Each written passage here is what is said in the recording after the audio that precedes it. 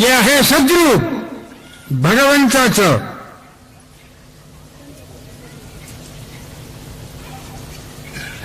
ते शिल्पकार कोण आहे? तो चिद्रूप भगवान शिव आहे.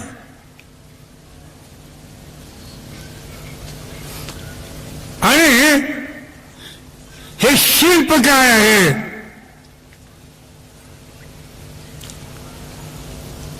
तेही आनंद रूप विश्व आहे. खरं सांगा, आनंदात आहात की नाही? आनंदम ब्रह्मेची जाणार.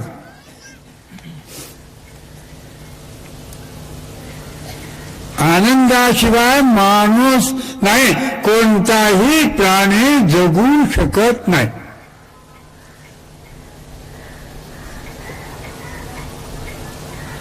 आनंदाची लखनभवानी भूतानी जायंते. हे विश्व आनंदातून जन्मालंय. तुम्ही कसे जन्माला? तुम्ही कसे जन्माला? आता माझ्याकडे मुलगा आला, माझा वाढदिवस आहे.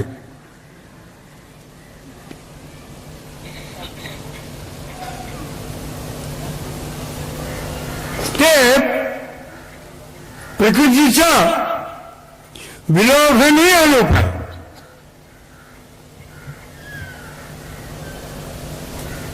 आणि ज्यावेळेला त्याला पेढा भरवला त्यावेळेला त्याच्या अंतःकरण कुठं होतं, कसं होतं?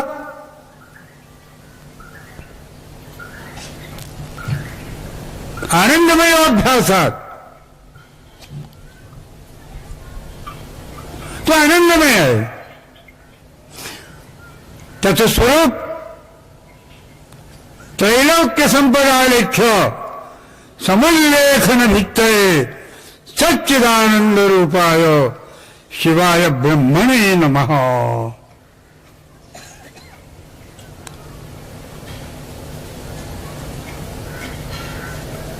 आणि हे आनंद रूप विश्व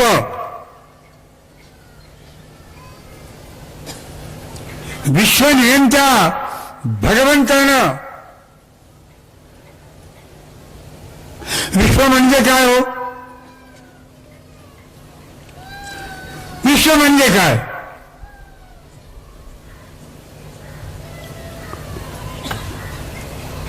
विश्व म्हणजे संसार. हळूच सांगतो.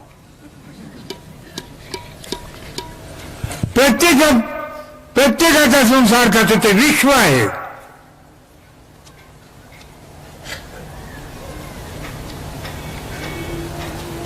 तर तशी निर्मिती आहे. आणि त्याच्या निर्मितीचा तो आनंद घेतो आहे. संसारातली प्रत्येक व्यक्ती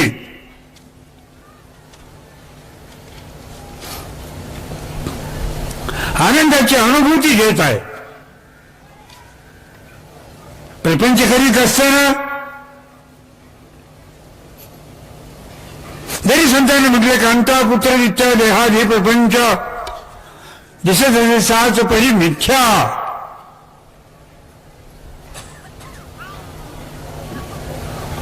वास्तव रीतीनं पाहिलं असताना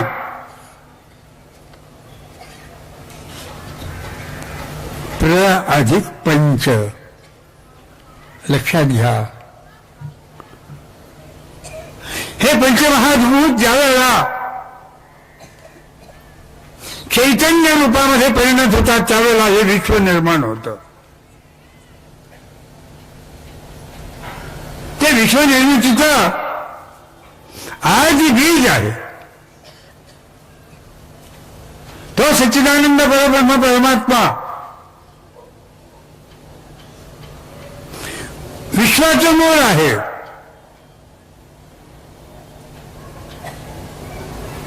चतुर्वायुमानी भूतानि जायन्ते येन जातानि जीवन्ति. कुठून हे विश्व निर्माण झालं?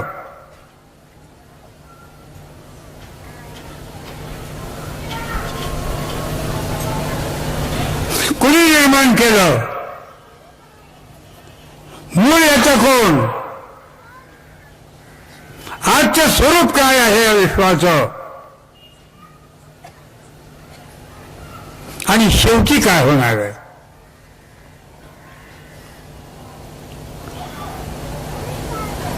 शेवटी काय होणार आहे.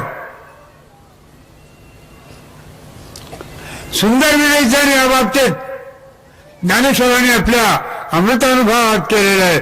मूलाग्राय मध्याय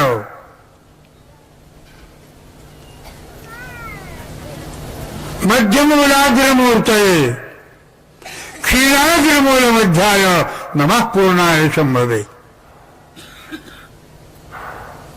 मूलही तोच आहे.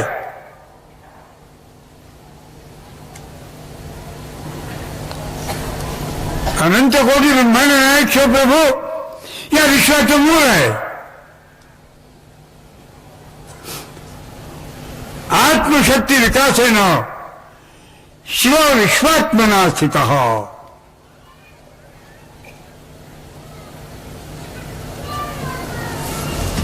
लग्न झाले की नाही. टाळ्या बाजू दोसा. अरे संसार म्हणजे काय.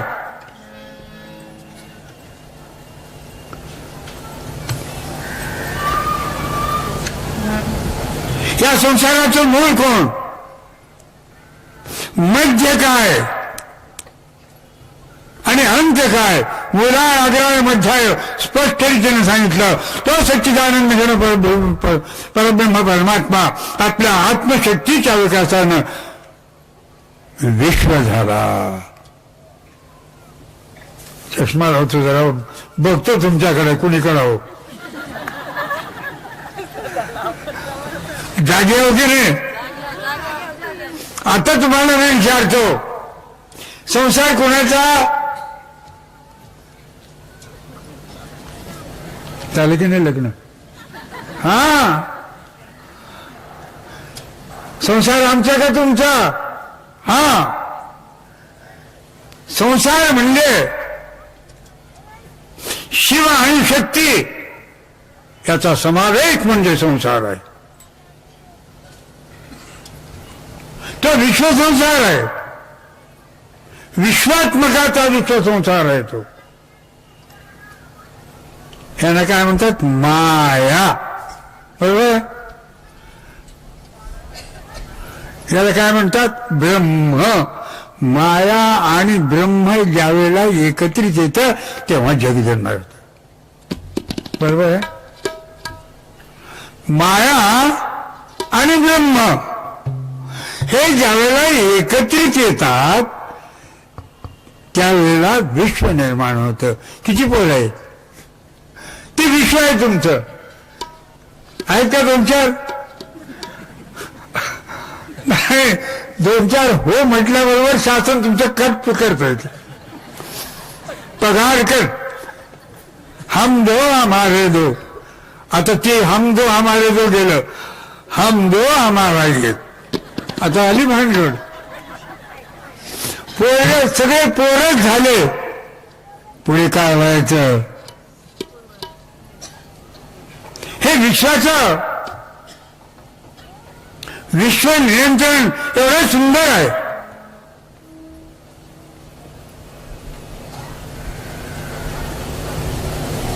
आणि ते भगवंताने स्वतःच्या रूपात दाखवलं. अर्धनारी नटेश्वर. अर्धा भाग शक्तीचा अर्धा भाग शिवाचा. शिवशक्ती म्हणेन जगत. हे जगाचं स्वरूप आहे.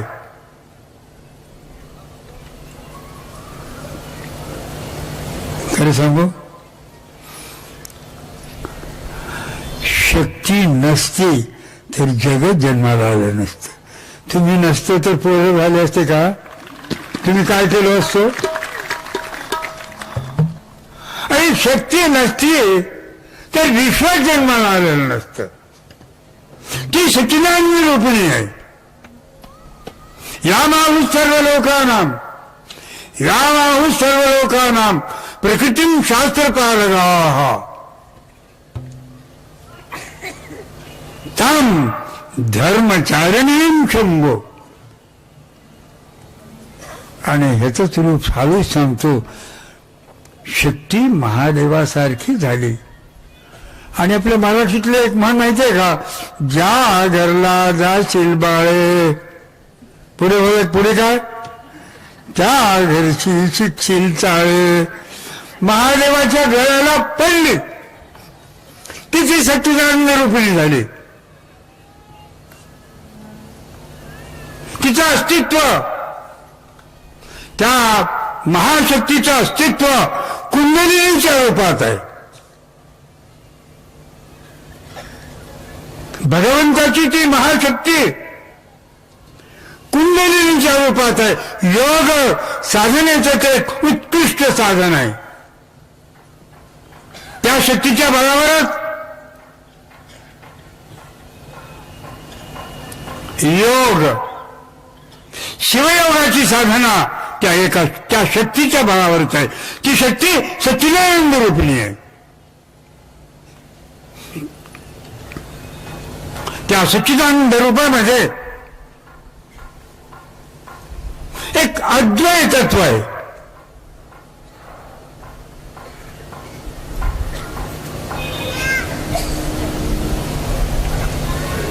आणि ते तत्व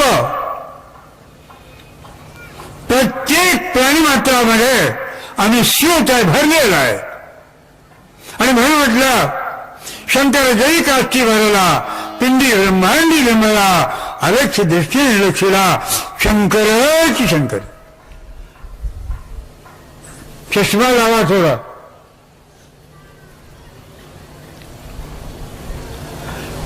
शंकराला पाहायचं झालं तर दृष्टी वेगळी लागते. काचेचा चष्मा चालत नाही तिथं पाहिजे श्रद्धेचा चष्मा, श्रद्धात्मक दृष्टी. श्रद्धामयोयम पुरुषो यो श्रद्धस्तैव सहा. तुमची जी दृष्टी जितकी पावन असेल,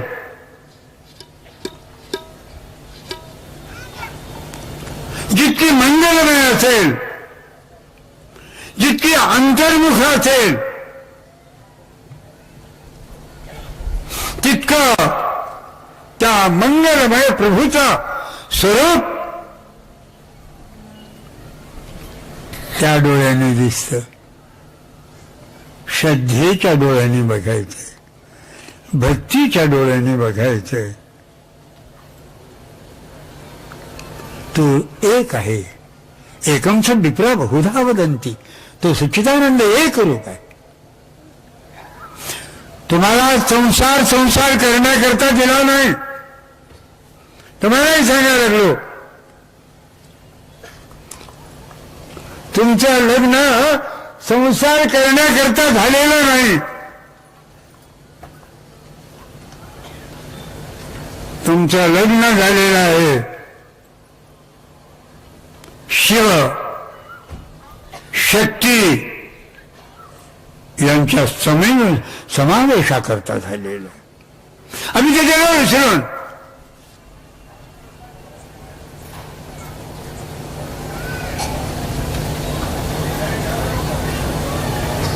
आमच्या लक्ष तिकडं राहिलेलं नाही आहे. आम्ही का जन्माला आलो,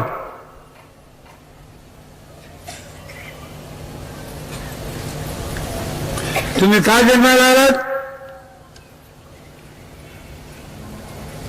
तुम्ही का जन्माला आलात, तुम्ही कोणाकरता जन्माला आलात, तुम्ही कोणाकरता जन्माला आलात. मला सांगू नका, मला तर विचार करा. मला सांगायची गरज नाही.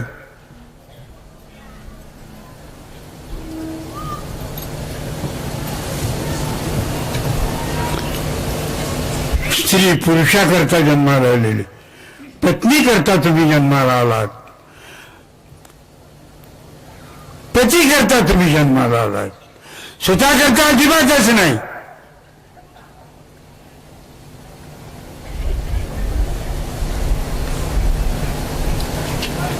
तुम्ही दोन ज्यावेळेला एकत्रित होतात शिवशक्ती ज्यावेळेला समाविष्ट होते त्यावेळेला शिव शिव उरत नाही, शक्ती शक्ती उरत नाही. ते एकात्म होतात आणि त्या एकात्मतेमध्ये जो आनंद आहे त्यालाच ब्रह्मानंद म्हणतात.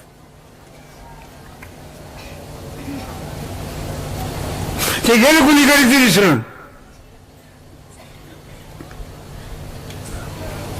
आता काय होईल आले सांगू तुम्हाला.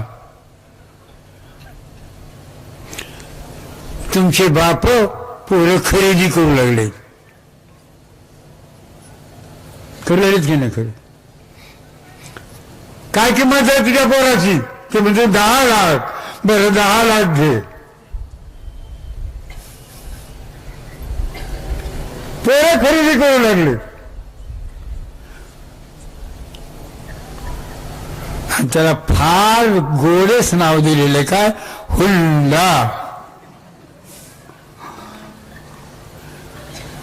आणि ज्याला मिळवता येत नाही तेच मागतो भिकारी. हुंडा एवढा द्या, तेवढा द्या. त्याला बायको सांभाळता येत नाही, स्वतःचं जीवन बायकोच्या पैशावर जगणारी माणसं ते माणसं आहेत का ते?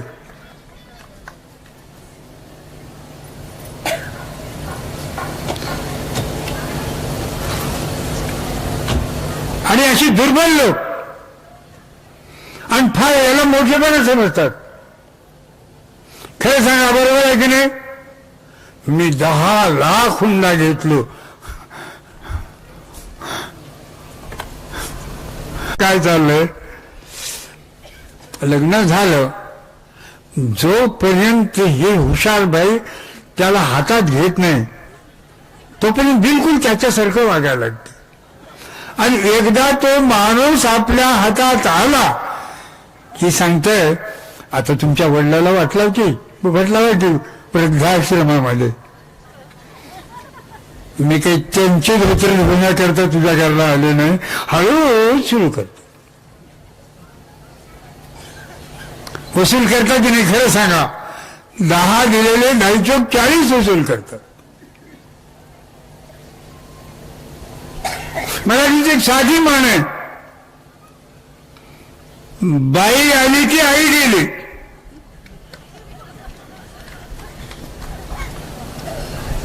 आणि म्हणून मला सांगायची तुम्हाला, प्रपंच नाही, प्रपंच परमार्थ आहे. परमार्थ म्हणून प्रपंच करा. बघा तुम्हाला कुठं उन्हात पडणार नाही. कोठे पडू नये उणे जाणे अंतरीच्या खुणे.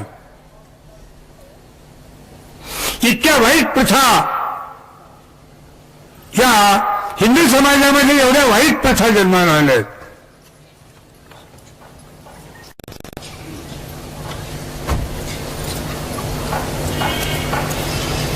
ज्याच्या योगानं हा समाज परास्त झालेला आहे. अनेक जाती, अनेक पंथ आणि माणसं आहेत ती सगळे.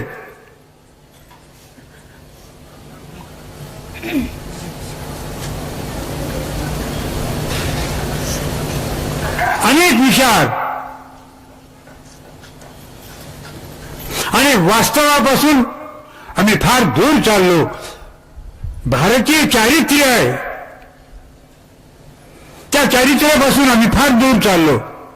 एतत् देश प्रसूताच्च सकाशात् अग्रजन्मनः संसं चरित्रं शिक्षेन पृथिव्यां सर्व मानवाः. चारित्र्य काय आहे?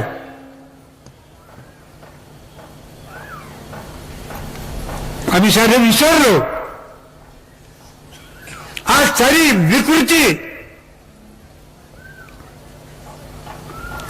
या समाजामध्ये छान मानून बसलेली आहे. बापाच्या सुखाकरता भीष्मानं प्रतिज्ञा केली, मी लग्न करून देणार नाही. तुम्ही बापाकरता काय केलं?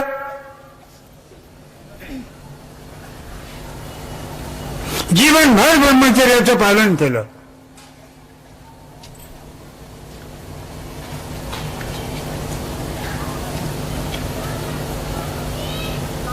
आई करता सर्वस्व समर्पण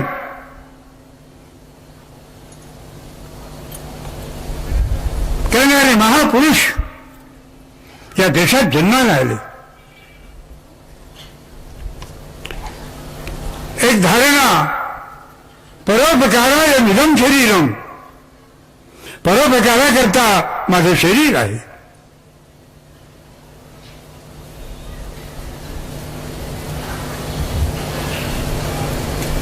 आज परोपकाराकरता शरीर नाही, हा माणूस आज आत्मकेंद्रित झालेला आहे.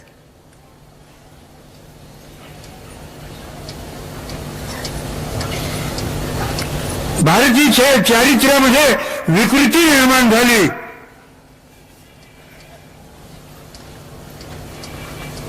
परंपरा विकृत झाली.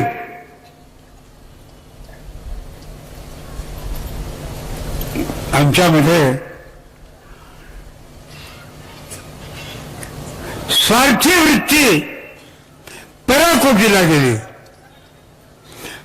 आणि पाहतोय सामाजिक कार्य, धार्मिक कार्य, प्रत्येक कार्यामध्ये प्रत्येक माणसाची अपेक्षा असते, मला काय मिळते,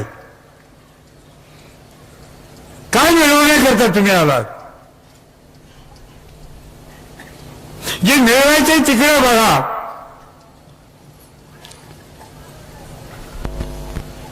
चारित्र्य घडवणं आज आम्ही पाहतो. बलात्कार, जाळपोळ, जो काही अन्याय स्त्रीवर घडलाय त्याला जबाबदार कोण?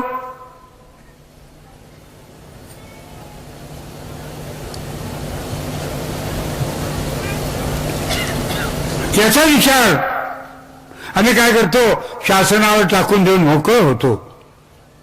वास्तविक रीतीने आमचं चारित्र्य काय आहे? मात्रवत परदारेषु परद्रव्येषु लोष्टवत,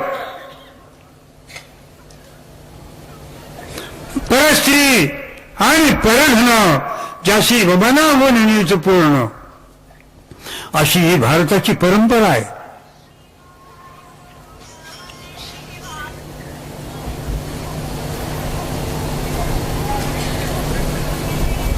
कसं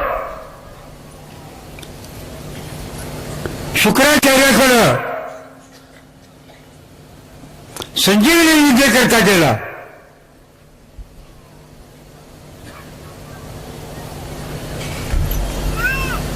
संजीवनी विद्या मिळवली देवयानीच्या बळावर. ज्यावेळेला देवयानीनं प्रस्ताव ठेवला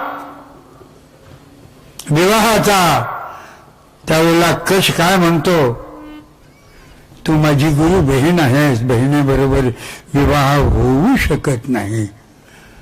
आज चिठ्ठी जाणं आहे का आजच्या या पुरुषात?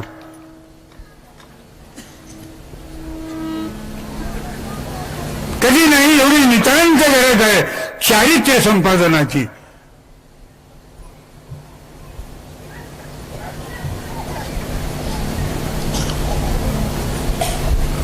छत्रपती शिवाजींचं उदाहरण आहे. शिवरायाजवळ सरदारांनी एक सुंदर यवनाची स्त्री आणून उभं केली.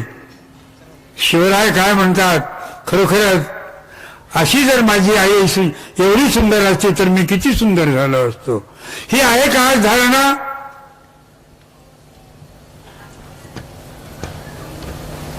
आज नितांत गरज आहे या गोष्टीची.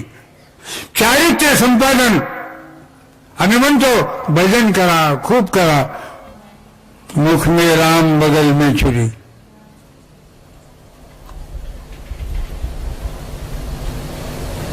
ही अवस्था आयोग परिवर्तित झाली पाहिजे.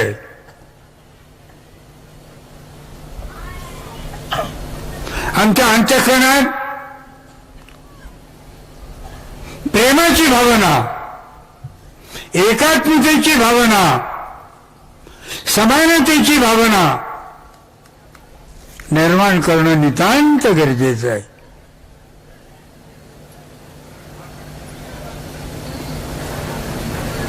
कालो वा कारणम राज्ञम राजा वा कालकारणम.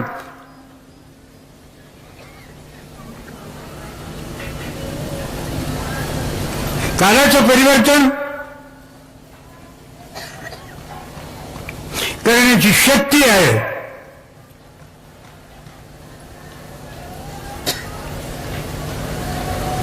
आणि कालाला अनुसरून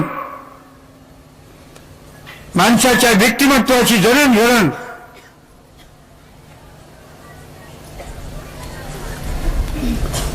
आपल्या संस्काराच्या माध्यमातून आम्ही करत आलेलो आहोत आणि ती परंपरा अक्षुण्ण रीतीनं चालू ठेवणं नितांत गरजेचं आहे. भक्तीच्या माध्यमातून भगवंताचा साक्षात्कार हा एकात्म दृष्टीनं ते ध्यान योगानुगता अपक्षण देवात्मशक्तीं सुगुण निगुणाम. त्या आत्मशक्तीचा साक्षात्कार प्रपंचाच्या माध्यमातून करता येतो, पण त्याच्याकरता आपला प्रपंच चारित्र्य संपन्न झाला पाहिजे. सर्वात महत्वाची बाब आहे. आमचं जीवन सोज्वळ झालं पाहिजे.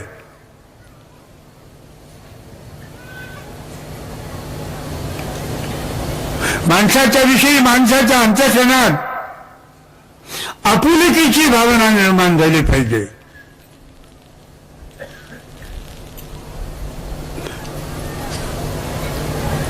आणि हा प्रयत्न भारतीय संस्कृतीनं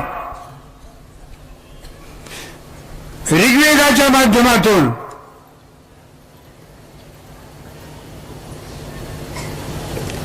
उपनिषदांच्या माध्यमातून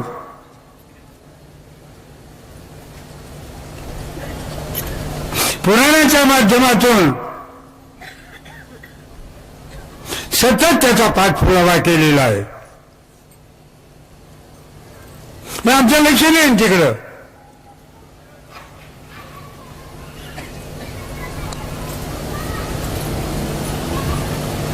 जे भारतीय आर्ष वाङ्मय आहे, संत वाङ्मय आहे,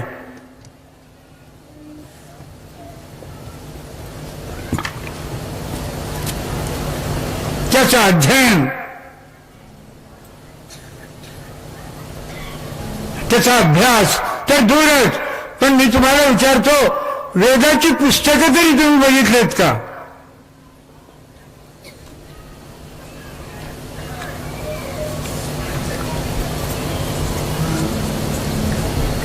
ज्ञानेश्वरी परमरहस्य ग्रंथ, संतांचं वाङ्मय किती लोकांनी अभ्यास केलेला आहे.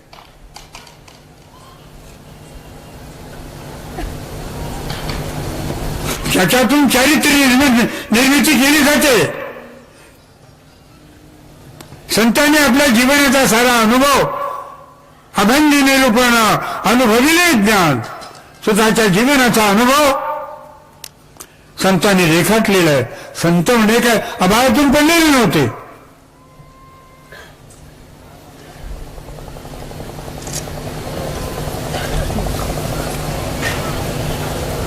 भगवंताची भक्ती करायची तर अगोदर आम्ही निर्मळ झालं पाहिजे, स्वच्छ झालं पाहिजे. जहा काम तहा राम नहीं है. ज्या ठिकाणी चित्त विषयासक्त झालेलं आहे त्या ठिकाणी भगवंत येऊ शकत नाही. आणि म्हणून आपलं दैनंदिन जीवन, आपलं दैनंदिन जीवन निर्मळ झालं पाहिजे. पहिली गोष्ट सांगतो तुम्हाला, माणसं सारी माणसं सारखीच आहेत. कोणीही कोणाचा द्वेष करू नये.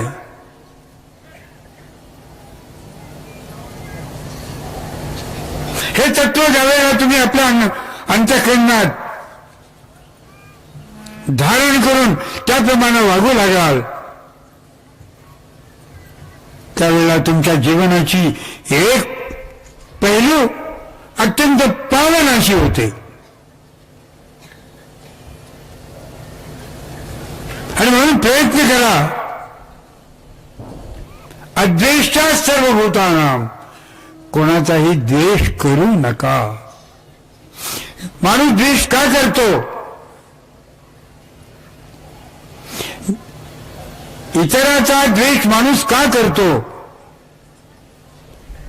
ज्या वेळेला त्याचा स्वार्थ येतो पुढे. स्वार्थाला आडवा येणाऱ्या माणसाचा द्वेष निश्चितपणे तो करतो. आणि म्हणून मला हे म्हणायचंय, स्वार्थ हा असावा पण मर्यादित. ज्या स्वार्थामुळं इतरांचं काहीही नुकसान होणार नाही, हानी होणार नाही, अशा प्रकारचा स्वार्थ योग्य आहे. पण ज्यावेळेला स्वार्थ विकृत होतो, माणसाच्या अपेक्षा वाढायला लागतात, त्यावेळेला त्याच्या मनामध्ये विकृती निर्माण होते आणि मग तो दुसऱ्याचा द्वेष करू लागतो. एकाचा द्वेष दुसऱ्याला आणखी लागतो. हे संक्रामक रोग आहे. राग, द्वेष, लोभ, मोह हे संक्रामक रोग आहेत आणि हे मानसिक रोग आहेत. आणि त्याच्या योगानं आत्मा मलिन होतो.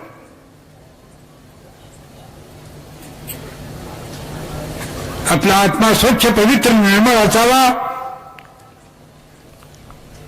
भगवंताच्या भक्तीच्या माध्यमातून आपलं जीवन आनंदमय, सुखमय व्हावं, एवढ्याकरता प्रत्येक माणसाने स्वतःचा विचार करावा. आपुला आपण करावा विचार. आपुला आपण करावा.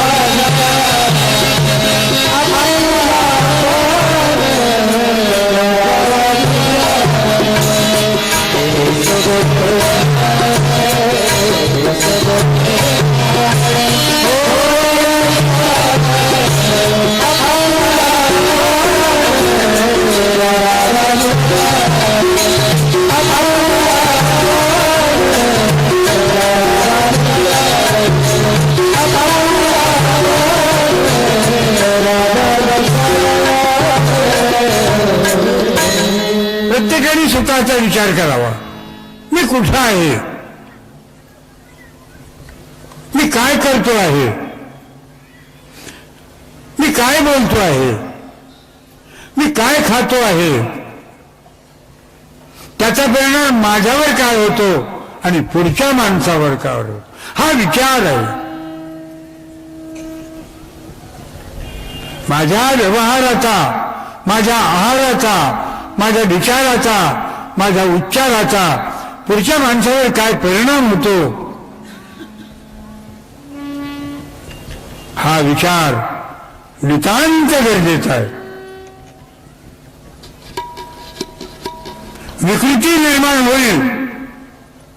विचाराची, आचाराची, आहाराची, उच्चाराची विकृती निर्माण होईल. याच्याकडे लक्ष देणं नितांत गरजेचं आहे.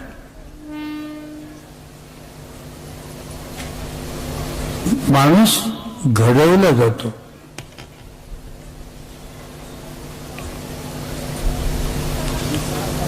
आणि ती घडवण्याची प्रक्रिया अतिशय सोपी आणि अतिशय सुंदर आहे. माणूस घडवण्याची प्रक्रिया अतिशय सोपी आणि अतिशय सुंदर आहे. तिकडे लक्ष नाही कोणाचं.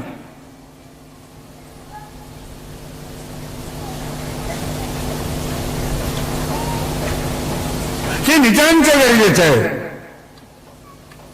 बाळ ज्यावेळेला जन्माला येतं ते निरागस असतं.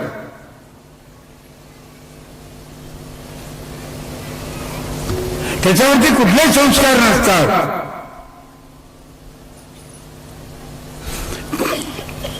त्याच्यावरती संस्कार करणं नितांत गरजेचं आहे. हळूहळू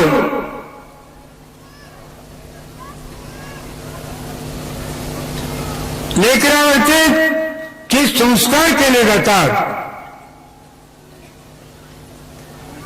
त्या संस्काराच्या माध्यमातून येणाऱ्या जीवाच्या चारित्र्याचं जडणघडण व्यवस्थित रीतीनं होऊ लागतं. आणि म्हणून मला म्हणायचंय,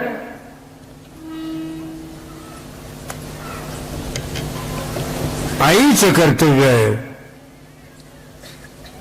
मात्र देवो हो. बाप मला गरजेच नाही. संतती घडवण्याचं काम मात्र देवतेच आहे.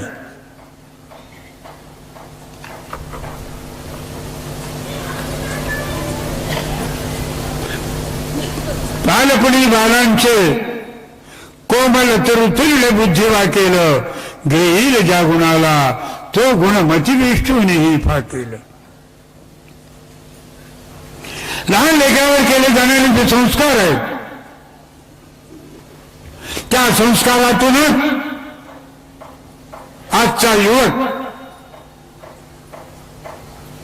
आजचा बालक, आजचा युवक, आजचा तरुण घडवला जातो.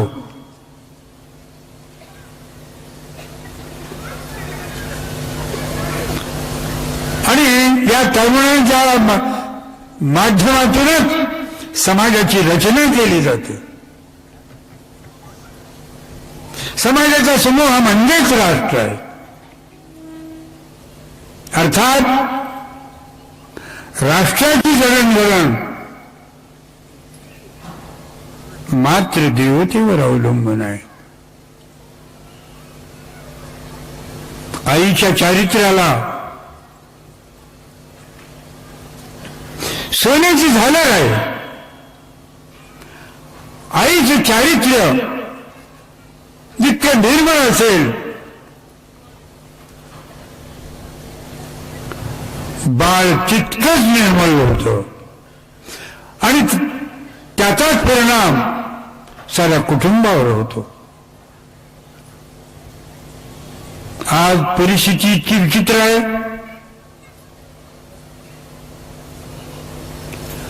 आम्ही आमच्या मुलाकडं मुलीकडं लक्षच देऊ शकत नाही आणि कधी नाही. एवढा आजचा हा भारतीय माणूस पैशाचा गुलाम झालेला आहे. अर्थस्य पुरुषो दासा असं महाभारत काळी भीष्माने म्हटलेलं होतं. ते वाक्य आज खरं झालेलं आहे. आजचा माणूस पैशाच्या पाठीमागे लागलेला आहे. पैसा मिळवण्याकरता सत्तेच्या पाठीमागे लागलेला. सत्ता आणि पैसा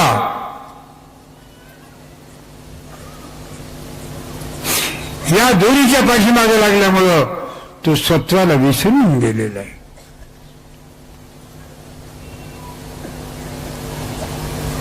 आणि म्हणून मला म्हणायचंय, आज मी तुम्हाला फक्त 3च गोष्टी सांगणार आहे. पहिली महत्वाची गोष्ट आहे,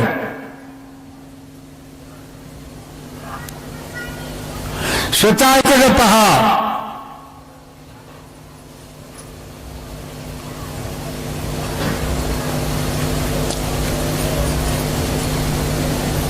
स्वतःचं चारित्र्य घडवण्याचा प्रयत्न करा.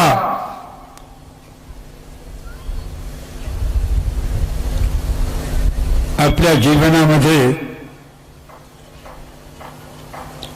आलेली विकृत मनोवृत्ती निर्मळ करण्याचा प्रयत्न करा. माणसाला माणूस समजा आणि माणसाबरोबर माणसासारखं वागण्याचा प्रयत्न करा. दुसरी एक महत्वाची गोष्ट सांगतो, साऱ्या माणसाची एकच जात आहे, तो म्हणजे माणूस. हे जाती जातीचे कोळवळे माणसाला माणसापासून दूर घेऊन चाललेले आहेत. मी नेहमी सांगत आलो, समुद्र मंथनातून 14 रत्नाबरोबर विषयी निघालं, तसं लोकशाहीच्या मंथनातून अनेक चांगल्या गोष्टी निघाल्या, त्याबरोबर जातीयवादाचं विषयी निर्माण झालं. आणि आज इतकी विकृती झालेली आहे.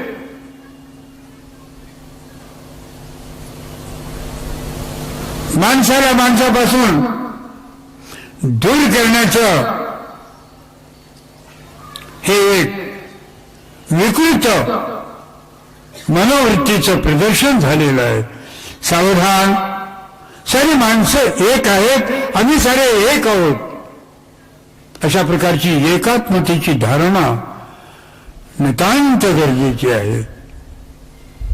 आणि त्यानंतर महत्वाची गोष्ट सांगतो, आपल्या पूर्वजांनी आपल्याकरता साहित्य निर्माण केलेलं आहे. संत मंडळीनं आपल्या जीवनाचं मूल्य देऊन,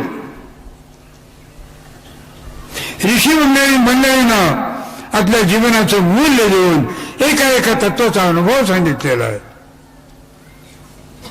पतंजलीला व्याकरण सांगितलं, पतंजलीला आरोग्यशास्त्र सांगितलं,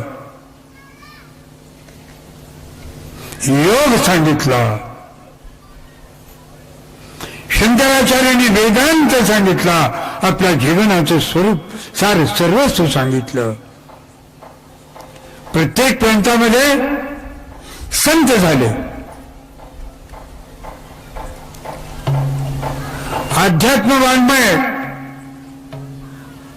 जे उपनिषदात होतं, जे वेदात होतं, ते वाङ्मय आपल्या आपल्या प्रांतीय भाषेत परिवर्तित करून उद्बोधन करण्याचं कार्य केलं. महाराष्ट्रामध्ये ज्ञानेश्वरापासून, बसवेश्वरापासून पन्नास्वामीपर्यंत जे अनेक संत झाले, त्यांनी वाङ्मय निर्माण केलं,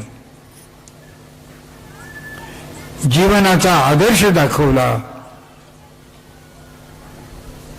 साधनाचे हेच दोन्ही, साधा तरी भक्तजनी, पर द्रव्य परवणारे याचा विचार होतो.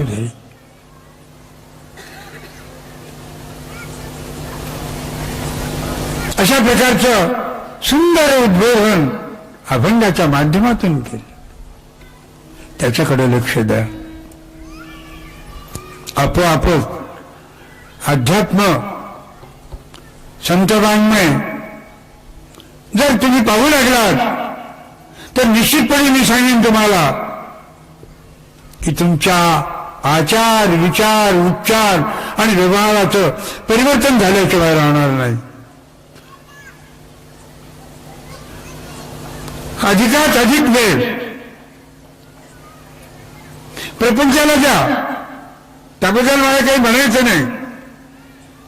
प्रपंच करावा नेटका,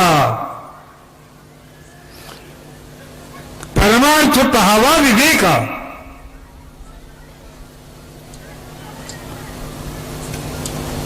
संतांनी सांगितलं, प्रपंच करा, आनंदाने करा, वैभव पूर्ण रीतीनं करा.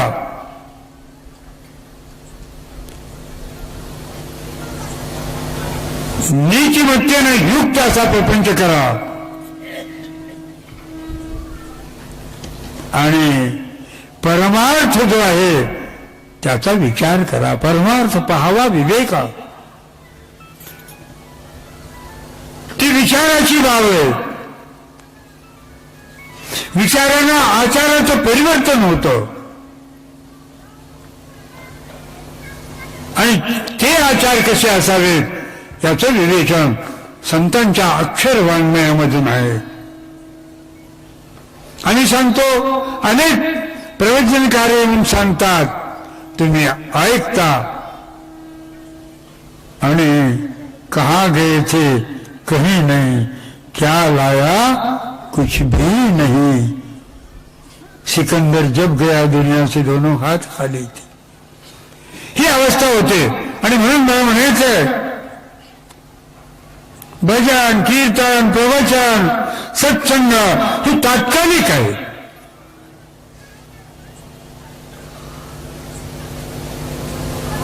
पण संत वाङ्मय हे सातत्यानं चालणार आहे. मी नेहमी म्हणत आलो, प्रवचन भजन कीर्तन हे फ्लड आहे, म्हणजे पूर आहे. पूर आला आणि वाहून गेला, त्या नदीमध्ये घोटभर पाणी प्यायला नसतं. परंतु संतांचं वाङ्मय जे आहे ती झरा आहे, सतत चालत राहणार आहे.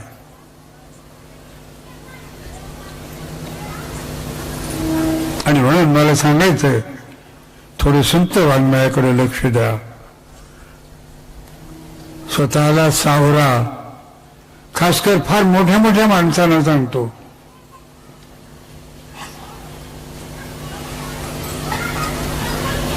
परद्रव्याची अपेक्षा करू नका.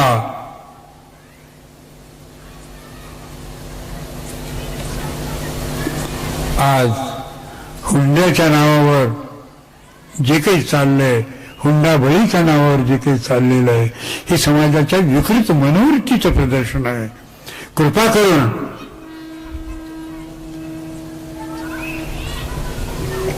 स्वतःकडे बघा.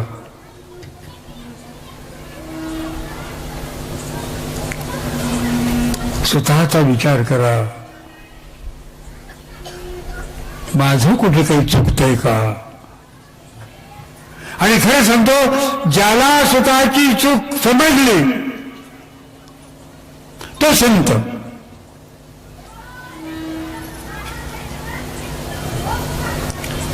इतराविषयी एकात्मतेची प्रेमाची भावना आपल्या अंतःकरणात निर्माण करण्याचा सातत्यानं प्रयत्न करावा. मी आता 3 गोष्टी सांगितल्या.